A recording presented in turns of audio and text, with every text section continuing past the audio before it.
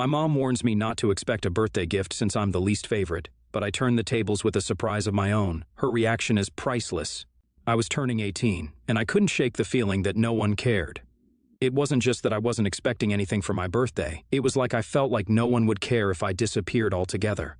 Growing up, I always felt like the odd one out in my family. My older sister was the star, the one everyone fawned over. She was beautiful, smart, and talented, and my parents never let me forget it. My younger brother, too, was a favorite. He was the baby of the family, and my parents doted on him. They took him on special trips, bought him expensive gifts, and praised his every accomplishment. I, on the other hand, was average at best. I got decent grades, but I wasn't at the top of my class like my sister. I played sports, but I was never a star player. I had a few close friends, but I was never the life of the party. My mom, in particular, never seemed to care much about me. She always favored my sister and brother, showering them with attention and praise. I remember one time when I was about 10, my mom came to watch me play soccer. I was so excited to show her what I could do, but when I looked over at the sidelines, all I saw was my mom chatting with another mom, not even paying attention to the game. It wasn't just the lack of attention that hurt, though. It was the way my mom treated me differently from my siblings. My sister and brother got away with everything, staying out late, talking back, breaking curfew, while I was held to a higher standard. My mom would yell at me for the slightest infraction, even if my sister or brother had done the same thing a dozen times before. As I got older, I learned to accept that I would always be the least favorite child, but as my 18th birthday approached, I couldn't help but feel a twinge of sadness. This was supposed to be a big milestone, a day to celebrate my coming of age, but instead, I felt like I was just marking time, waiting for the day when I could leave this house and never look back. Then, one day, my mom confirmed what I had always suspected. "Don't expect anything for your birthday," she said, without even looking up from her book. "You're the least favorite child, after all." I felt like someone had punched me in the gut.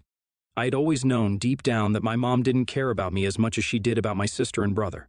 But to have it confirmed so bluntly a week before my 18th birthday felt like a betrayal. I spent the next few days trying to tell myself that it didn't matter, that I didn't need anyone else's validation to be happy, but deep down I knew that I was lying to myself. I wanted someone, anyone, to tell me that I was special, that I was worth something, but no one did. And as my birthday approached, I knew that it was going to be just like every other day, a day when I was invisible, a day when I was the least favored child.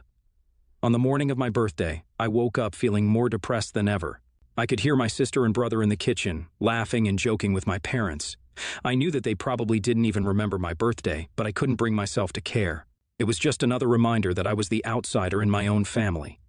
I dragged myself out of bed and trudged downstairs, half hoping that my family would surprise me with something, but mostly resigned to the fact that nothing was going to happen.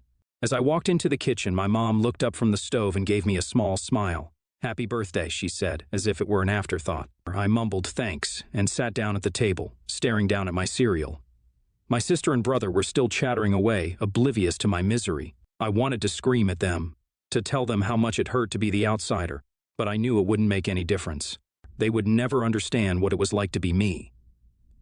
As I finished my breakfast, my mom got up from the table and walked over to me. "Listen," she said in a low voice, "I know I haven't been the best mom to you. I know I favored your sister and brother over you, and I'm sorry, but I want you to know that I do love you, even if I don't always show it." I looked up at her, surprised.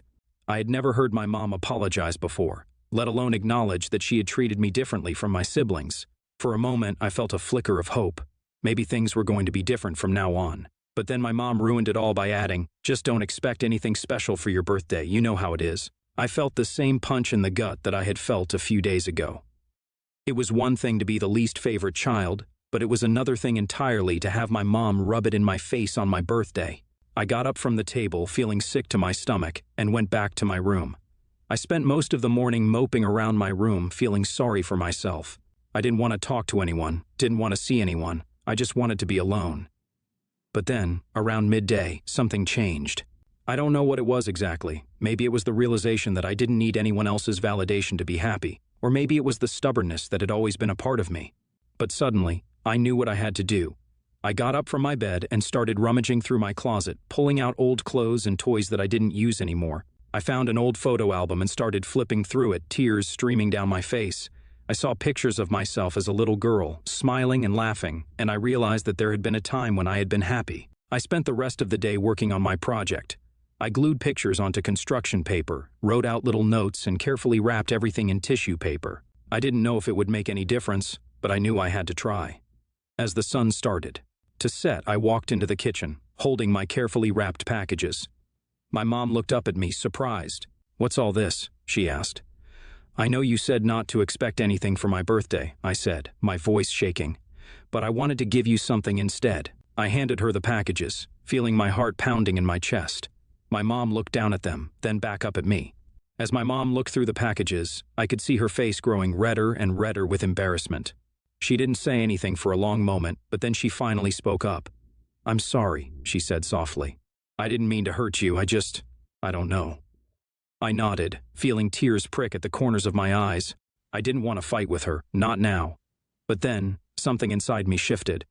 I had been holding on to this hurt for so long, but now I realized that I didn't have to take it anymore. I didn't have to let her words define me. "I'm moving out," I said suddenly, feeling a surge of adrenaline. "Today, I found an apartment and everything is all set. The deal will go through tomorrow." My mom's expression changed instantly, and I could see the rage building in her eyes. "You can't just leave like that," she said, her voice rising. "You have a family here. You can't just abandon us." But I stood my ground. I was tired of being the one who was always left behind, always forgotten. "I'm not abandoning anyone," I said firmly. "I'm a legal adult now. I'm doing what's best for me, and for once, I'm not going to let anyone make me feel guilty about it." I could feel my family staring at me, shocked and appalled by my words.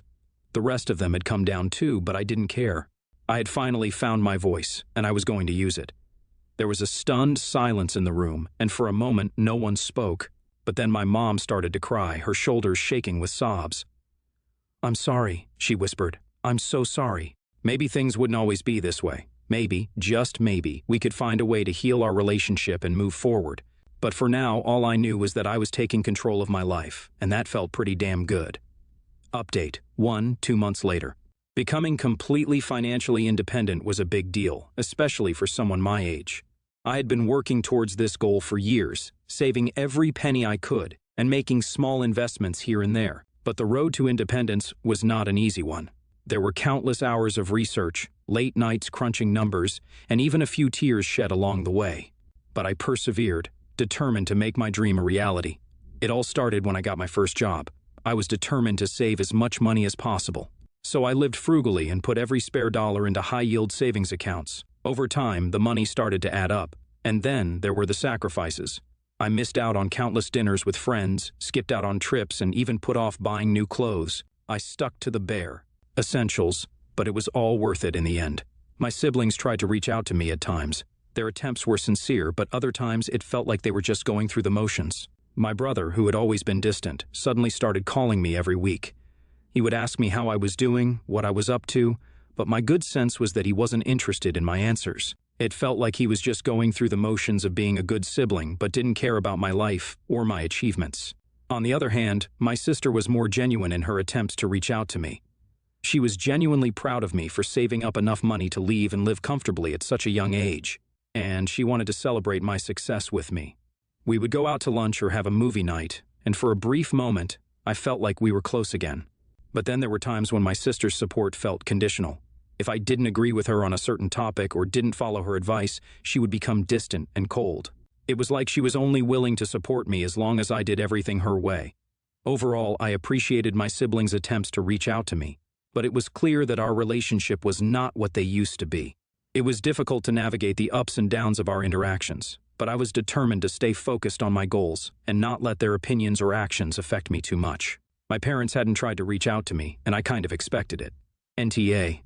OP's mom telling her not to expect anything for her birthday, as she was the least favorite, was a move. Some people shouldn't be parents. What the hell did she do?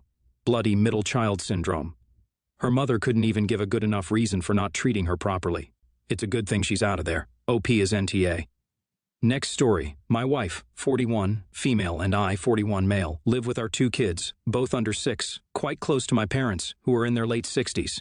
People usually assume we'd have free babies sitting on tap, but to be honest, we've had a choppy history with them over the years, with suggestions we're not doing the best for our kids or drinking too much. Obviously, we dispute this.